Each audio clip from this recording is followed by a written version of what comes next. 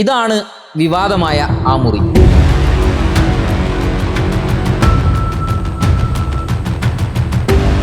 ഒരാൾക്ക് ഇരിക്കാൻ പോലും സൗകര്യമില്ലെന്ന് പറഞ്ഞ് BJP-ക്കാരും ശ്രീലേഖ അനുകൂലികളും സോഷ്യൽ മീഡിയയിൽ കഴിഞ്ഞ 2 ദിവസമായി ഓടിച്ച അതേ മുറി.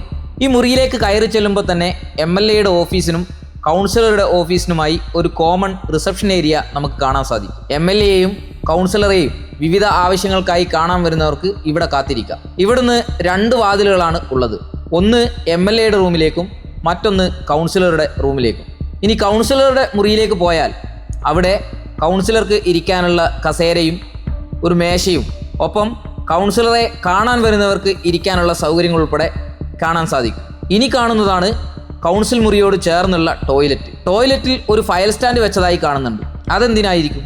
ഇവിടെ ഇത്രയും സ്ഥലം ഒഴിഞ്ഞു കിടക്കുമ്പോൾ ഈ സ്റ്റാൻഡ് മാത്രം എടുത്ത് ബാത്റൂമിൽ കൊണ്ടുവച്ചത് എന്തിനായിരിക്കും?